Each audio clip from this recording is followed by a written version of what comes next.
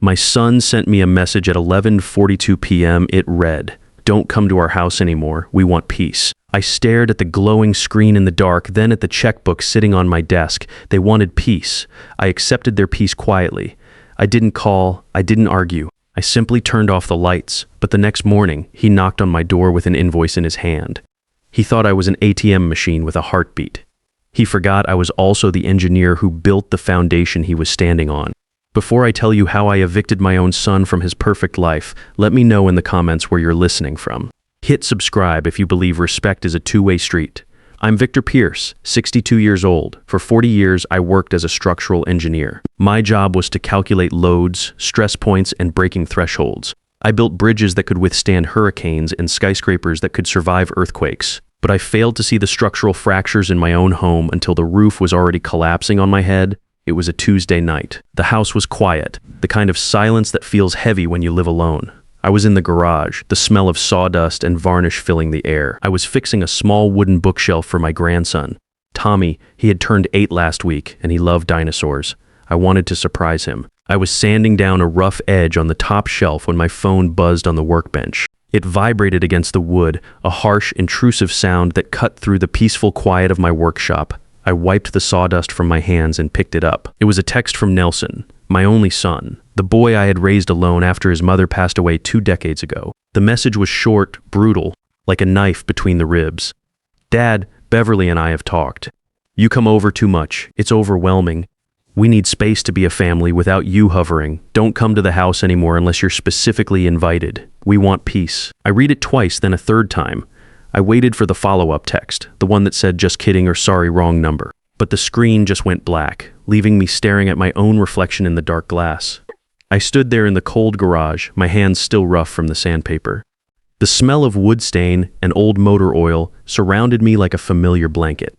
I thought about the last time I visited their place on Oak Creek Drive. It was 2 days ago, Sunday afternoon. I had brought over a bag of organic apples because I knew Beverly liked juicing. I had fixed the leaking faucet in their kitchen because Nelson didn't know how to use a wrench properly. I played with Tommy for 20 minutes while they sat on their phones, scrolling through social media.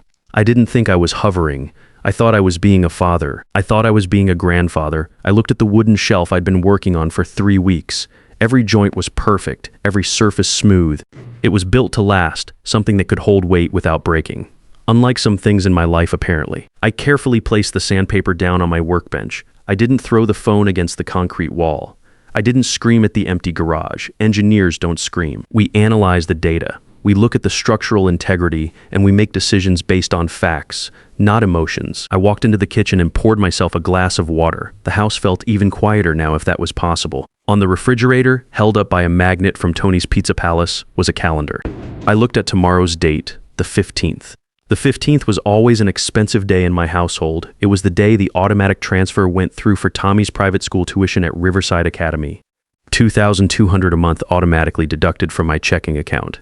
It was also the day I wrote the check for the mortgage on the house Nelson and Beverly lived in. Technically, the house belonged to the Pierce Family Trust, a legal entity I had set up with my attorney years ago for tax purposes.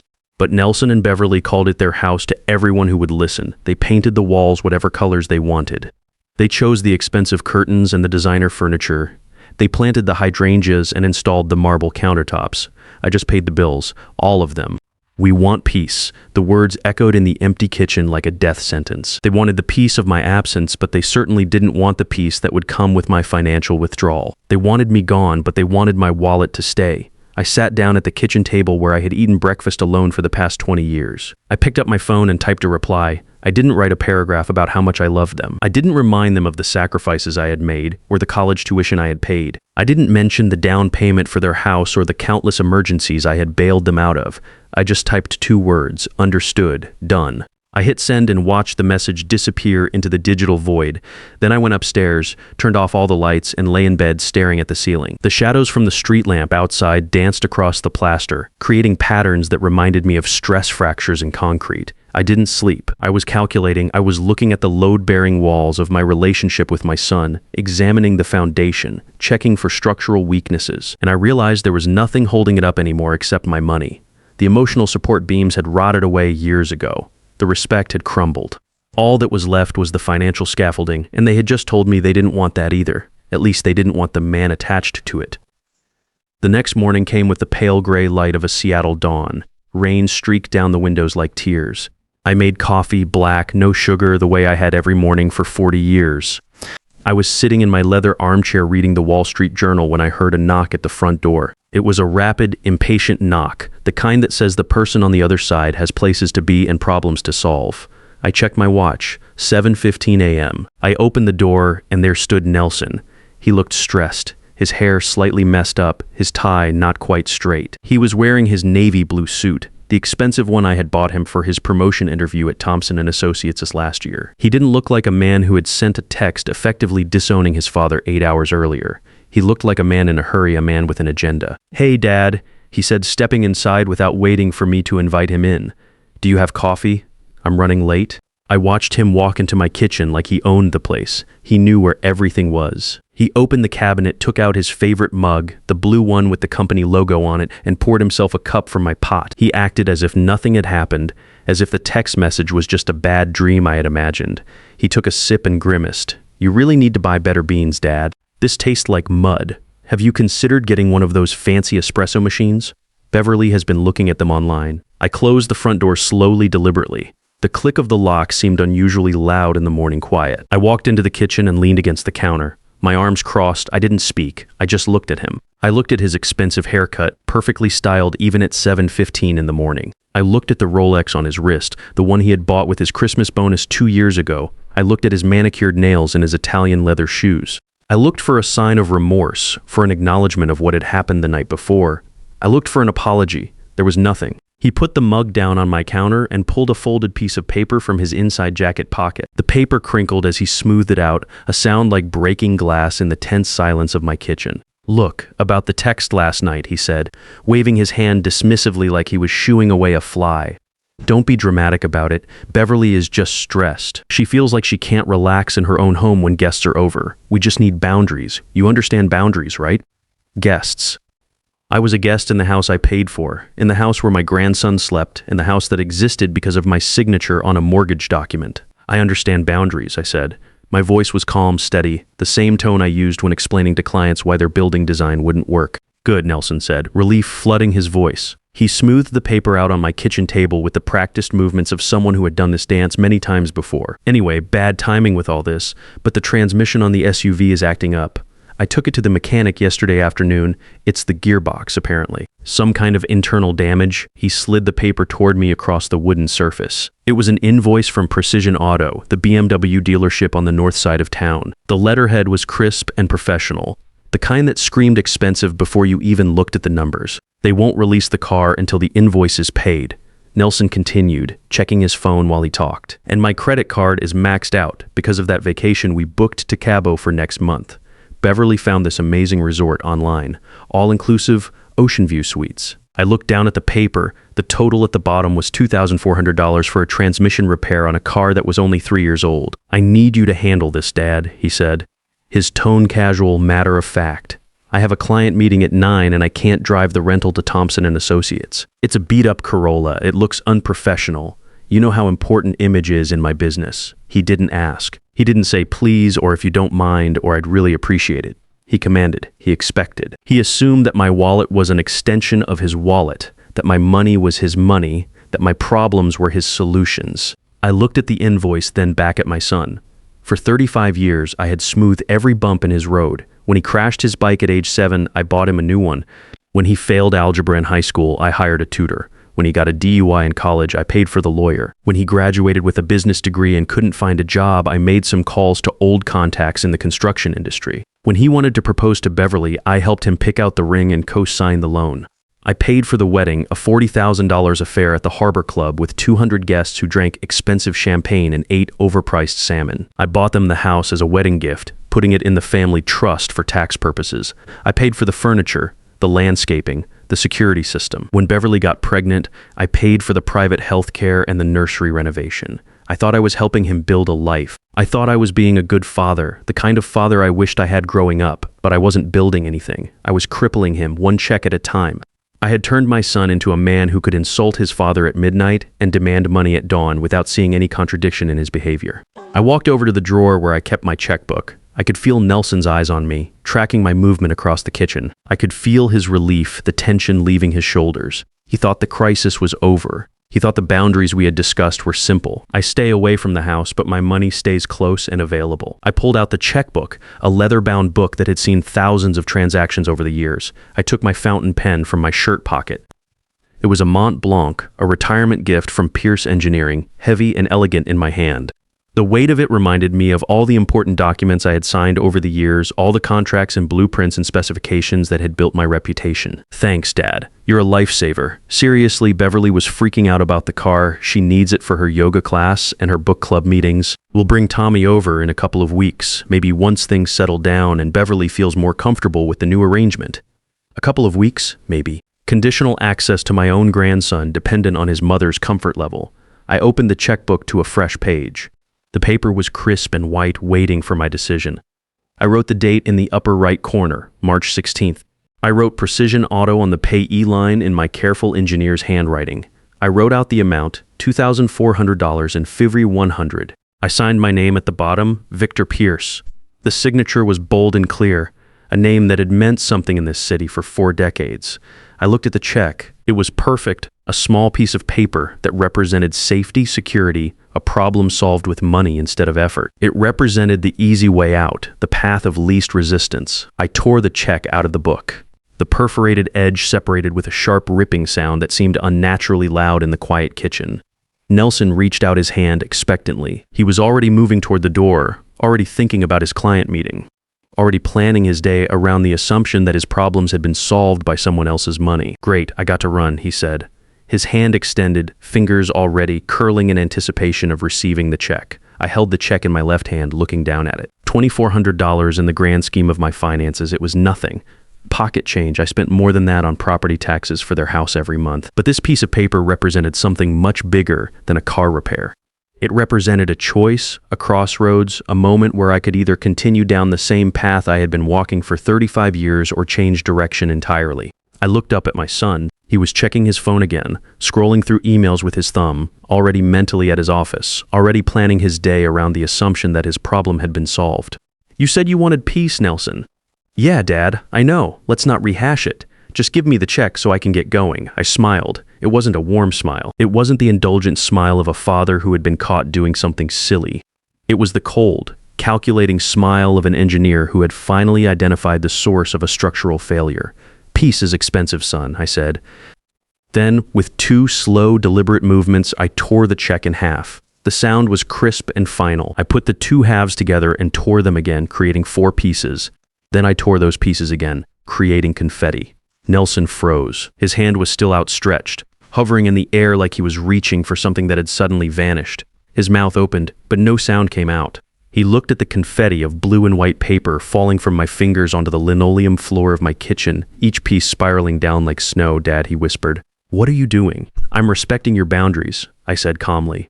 You want to be a separate family. You want to be independent. You want distance from me. I'm giving you all of that. Are you crazy? He shouted, his voice cracking with panic. His face turned red, the color starting at his neck and spreading upward like spilled wine. I need my car. I have a meeting. This is a $2,400 repair bill. You can't just tear up a check like that. That's a problem for the man who owns the car, I said. And since you want to be the man of your own house, you're the man who pays for his own transmission. You're punishing me, he spat out, pointing an accusing finger at my chest. This is petty. This is childish. Just because we asked for some privacy, you're going to sabotage my career. I'm not punishing you, I said, my voice getting quieter as his got louder. I'm retiring. I'm retiring from the job of being your bank. I pointed toward the front door. Get out of my house, Nelson. He stood there for a moment, his fists clenched at his sides, breathing hard through his nose. He looked down at the torn paper scattered across my floor, then back up at me. He was searching my eyes, looking for the joke, looking for the moment when I would laugh and say gotcha and write him another check. But he saw something in my expression he had never seen before. He saw the end of the line. He saw the bridge burning behind him. Fine, he sneered, his voice dripping with contempt. Be a bitter old man, see if we ever invite you over again. Beverly was right about you. You are selfish and manipulative. You're not going to see Tommy until you apologize for this. You're not going to be part of his life until you learn how to respect boundaries. He turned and stormed toward the front door, his expensive shoes clicking against the hardwood floor. He grabbed the brass handle and yanked it open so hard that it banged against the wall, leaving a small dent in the drywall. "Don't come crawling back when you realize you need us more than we need you," he shouted over his shoulder as he walked out. The door slammed behind him with enough force to rattle the windows. The sound echoed through the house like a gunshot, followed by the immediate, profound silence that comes after an explosion. I stood in my kitchen surrounded by the debris of our relationship. The torn pieces of the check looked like flower petals scattered across the floor. I knelt down and picked them up, one by one, depositing them in the trash can under the sink. The silence that filled the house wasn't the heavy, oppressive silence I had lived with for 20 years. It was different. It was clean. It felt like the dust settling after a controlled demolition, the moment when the smoke clears and you can see exactly what you're left with. I looked at the calendar on the refrigerator again, the 15th. Today was the day that everything changed. I picked up my phone and scrolled through my contacts until I found the number I needed. Patterson and Associates, Gloria Patterson speaking, came the crisp professional voice on the other end. "Gloria, it's Victor Pierce. Is everything okay? It's 7:45 in the morning.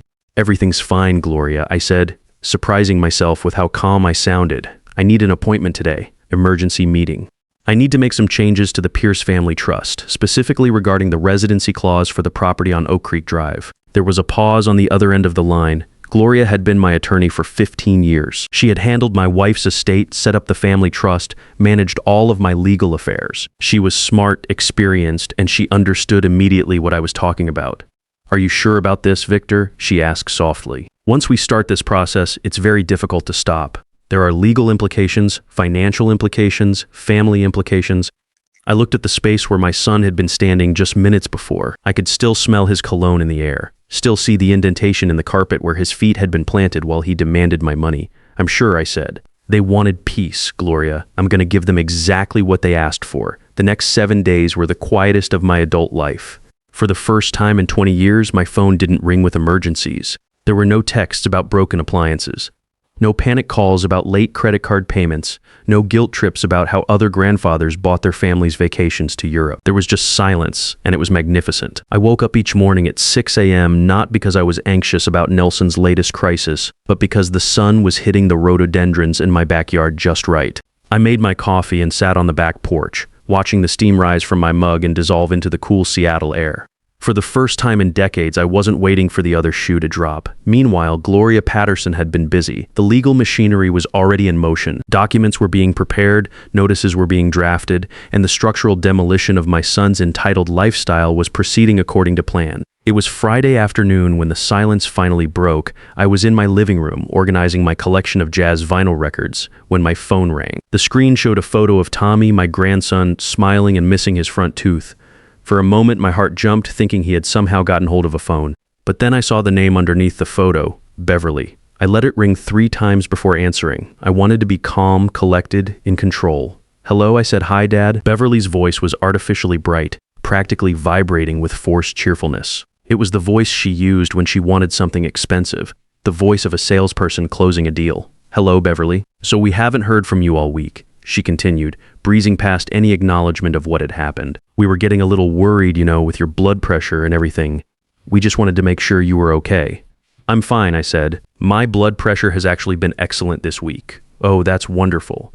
Listen, the reason I'm calling is that we're finalizing the plans for Tommy's birthday party next Saturday. Can you believe he's going to be 8 time flies so fast?" We decided to go with a space theme this year. We rented out the Galaxy Zone at the Westfield Mall. The one with the laser tag and the arcade games. "It's going to be amazing." She paused, waiting for me to get sentimental, to coo about my grandson growing up. I remained silent. "Anyway," she pressed on, her cheerfulness straining slightly at the edges. "Here's the thing. The deposit is due today and the catering bill has to be paid up front. Since you usually handle the birthday budget as your special gift to Tommy, I just wanted to make sure you were sending the transfer today. We were thinking $5,000 this year. The venue is more exclusive and we want to get him that new PlayStation console he's been asking for. $5,000. She asked for it as casually as if she were asking me to pass the salt. "I have already taken care of Tommy's gift," I said calmly. There was a pause. I could hear her tapping on a keyboard in the background, probably checking their bank account online. "Oh," she said, her voice dropping an octave. "I'm looking at our Wells Fargo account right now, Dad. I don't see a transfer. Did you send it to Nelson's personal account?" I didn't send it to any account, I said. Beverly's mask of sweetness finally slipped. Okay, Victor, stop playing games. Where's the money? You promised Tommy a good birthday? Are you really going to punish an 8-year-old boy because you had a disagreement with Nelson? I'm not punishing Tommy, I said, leaning back in my armchair. I put $10,000 into a $529 education savings plan in his name this morning. Absolute silence. Then a what? A 529 plan. It's a tax-advantaged investment account for future education costs. The money is locked away, growing with compound interest until he turns 18. It can only be used for college tuition, books, or vocational training. But that doesn't help us now, she shrieked. We need the money for the party. We already invited everyone. Then you should pay for the party, I said. You and Nelson have jobs, your parents. Parents pay for parties. Grandfathers invest in futures. What followed was 10 minutes of screaming, threats, and emotional manipulation that would have made a professional extortionist proud. Beverly called me selfish, bitter, and vindictive. She threatened to keep Tommy away from me forever. She accused me of ruining her son's childhood. I hung up and immediately called my bank to put a freeze on all automatic transfers. Saturday arrived with perfect weather for a party. While I sat on my porch reading Theodore Roosevelt's biography, 5 miles away my son and daughter-in-law were hosting their social event in the backyard I had paid to landscape, but their perfect day was about to be interrupted. At exactly 2:30 p.m., just as the party was hitting its peak, a white FedEx truck pulled up to their house. The driver walked to the front door carrying a large, rigid envelope marked "You are Gent, signature required." I wasn't there to see it, but I could imagine the scene. Nelson, wearing his ridiculous grill master apron, signing for a package he assumed was a late birthday gift. Beverly holding court with her friends, pausing her conversation to watch her husband tear open the envelope. The first document was a formal notice on cream-colored legal stationery. Notice to quit, 30 days to vacate the premises. The second document was even worse. Notice of intent to sell. The house was going on the market. A photographer would arrive Monday morning. The third document was the promissory note for their kitchen renovation stamped in red ink, April, $40,000, due immediately. That evening, around 11:30 p.m., I heard the sound of an engine in my driveway. Angry footsteps on my front porch, pounding on my door. Open up. Nelson's voice was raw, desperate. Open this door right now. I took my time walking to the front door. When I opened it, they looked like refugees from their own life. Nelson was soaking wet from the rain, his expensive shirt clinging to his chest.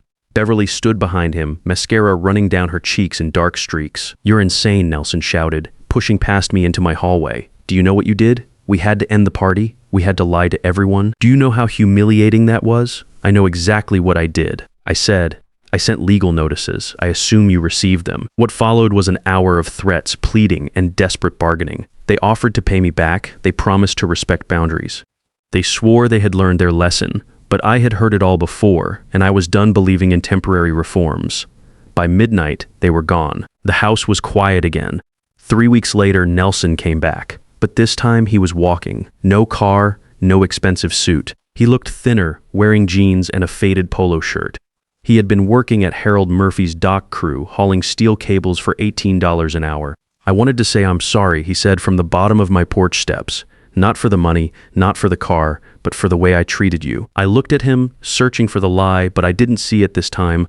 I saw exhaustion, humility, and something that might have been wisdom. I accept your apology, I said. He asked for help getting an apartment, but I handed him a different kind of help. A job application for better work if he wanted to earn it. I'm Victor Pierce. I'm a builder.